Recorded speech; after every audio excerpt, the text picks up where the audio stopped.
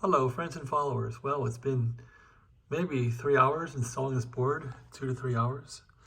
This is the Harbauch Soft Start Key Bias Module board, ES4L4B. Anyway, without further ado, the instructions that Harbauch gives you for the L4B are really good. It's just a very tedious job, but the instructions could not be better. So if you follow these instructions quite succinctly and exactly, you will get your board installed. I haven't tried this board yet in the amplifier, but I just got it installed 5 minutes ago and it's time for a break. And I wanted to share with my viewers how this board went and maybe explain and show through a visual rendition, if you're actually installing this board, what you might encounter. So I'm just scrolling through the notes here. Of course, they're on PDF and I didn't check them off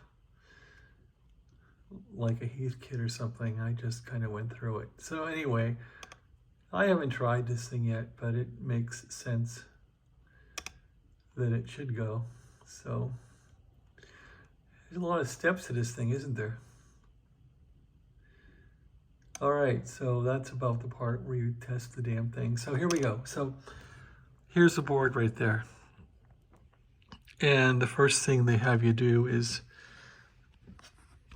remove the keying wire from the keying jack here. They call this the Vox jack, and you run a blue wire out and over to the board. You don't connect it yet. And then they have you cut a wire off of here and simply cinch it up. There's 120 volts on that wire. Put some heat shrink on it. Forget about it. That wire was here. And the hardest part for me, the most sickening part, was putting in this 100K resistor. You have to get it on this bottom lug here and on the upper lug, which already has a wire on it. It's just, for me, it was just nasty. So I did bend up this little wire assembly here a little bit to gain access, and I couldn't find the heat shrink they give you. I had my own heat shrink, this clear stuff, so I put that on, and then they say run this yellow wire out to the board, so I did that. They also say disconnect these blue wires from the transformer, and I forget now where those went, but take off these blue wires, take off this yellow wire wherever it went, and those will attach to the board. So what's attached to the board? Maybe we'll help you get through this that way. We have this yellow wire, which is I think a filament center tap from this transformer. That goes on to the board there. Blue wire from the transformer, which is called, I think it's called X0. And then we have the relay wire for the, I think it's the primary or the electromagnet of the relay. And then this key wire here then goes back to the diode on the Vox connection for the keying up the amplifier for external. So that's how that all goes. This yellow wire here is the famous yellow wire that you connect to the relay. They call this the center, and then this is called, I think, always off. Yeah, it is always off, or always on, and then it's off. No, it's always off and it's on when it keys. So anyway, that's that. And then you simply have the resistor going across the bottom one, which is always connected, and this top one, which is only connected when it transmits. You put the resistor across there. I hope I got that right. I should double check that. Yeah, I might have screwed that up. any rate, we'll go back and check that in a minute. Yeah, it's good to double check this thing. This thing is kind of complicated.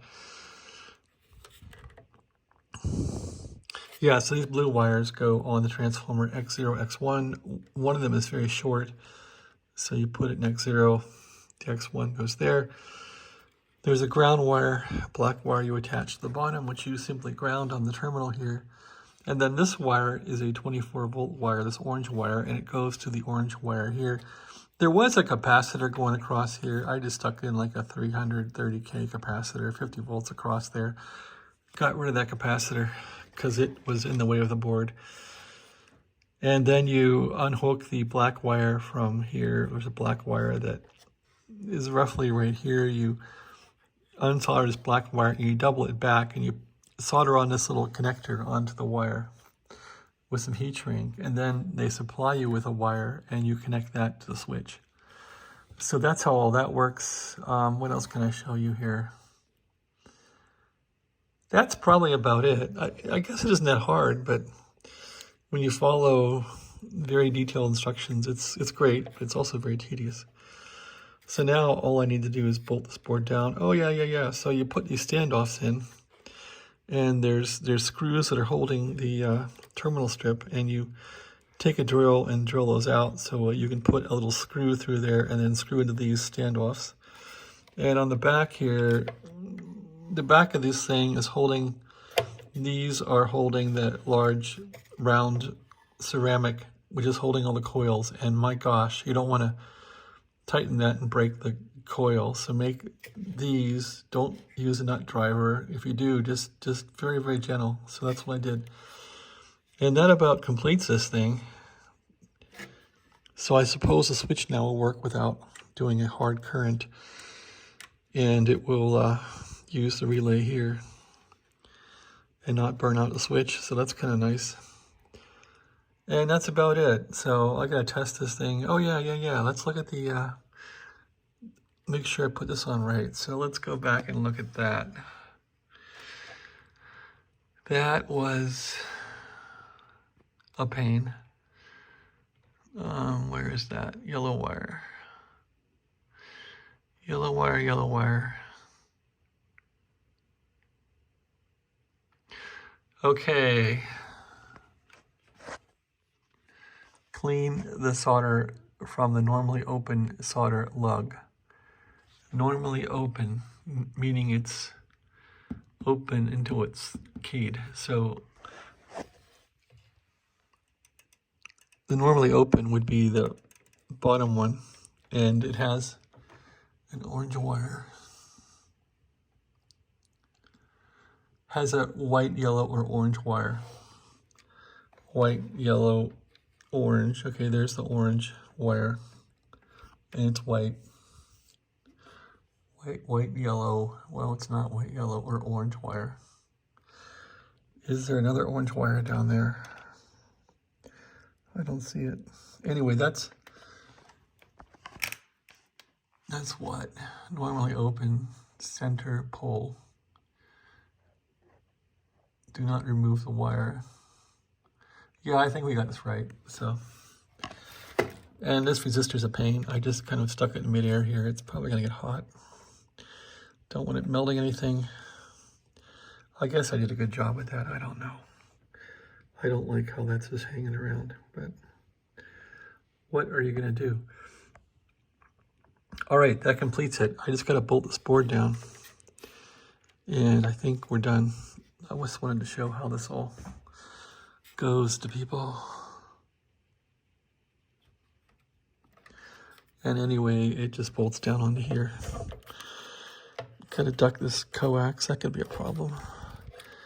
There we go, duck the coax down, get that wire out of there, and mount this board and screw it onto here, and it's done. So we'll see if this thing smokes up or not. There we are. Where's the screw lugs? There they are, right there. It bolts on like that.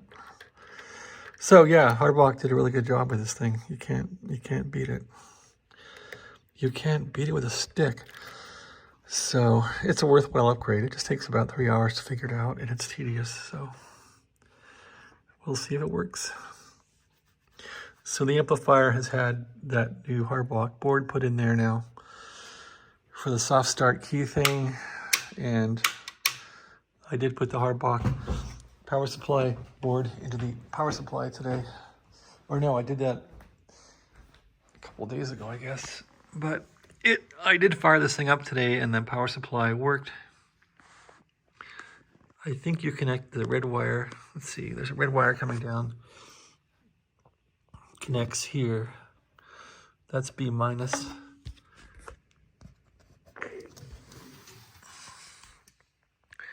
There's a card in there. I broke a resistor on top and had to put a big 50k ohm resistor on top of it. I guess the camera can't pick it up, it's too dim in here, but yeah, there's the big resistors. Those are 50 watts at 50k, and I broke one just in here cleaning it, so I think that's the new one. That's the old one. Anyway, I did check the voltage, and I had 2500 volts, I think 28 when I had to put the SSB on, so that's all working. I gotta put this back together and see if the deck will work. So that's how far I got. I think today's done. Do more of this tomorrow. Hey, thanks for watching. And again, the Drake L4B amplifier I've been working on. There it sits, and hopefully it's working. I do want to get this place cleaned up. As you can see, it's a bloody mess. It's so many projects. This is my last project, and this radio sort of works. I had a couple of QSOs or talks to people, some chats today on it. This Drake pair appears to work now pretty well. The amplifier is working. This matchbox is blown up. It reads watts, but it doesn't match anymore. I took it apart last night and couldn't figure it out. That power supply, I think, is working fine now. I just got to put the cover back on. I tightened all the connections in the Drake PS7 power supply. Here's the two 10-techs that I've been working on. I think these are done now. Omni 6 and Omni 5. Omni 6 had an audio amplifier on the IF that was blown. It had a bad oscillator on the CPU. So I got that working. Just fixed the variable capacitor that controlled that 20 megahertz crystal. Omni 5 needed aligned a bit, and it had some weird problems. Got those straightened out. I think the filter in there was bad too. I had to solder the filter. Henry amplifier. Haven't used this thing in a while. I don't like the inductor tuning in this thing. It drives me nuts, but that thing's good for 1200 watts, I think. It hasn't been used in a while. I've been using the Heathkit amplifier. It's easier to tune. And that's it. So as you can see, it's a real mess here. I gotta get this place cleaned up again. There's the Central Electronics transmitter. I'm waiting for a few tubes. This thing is basically done.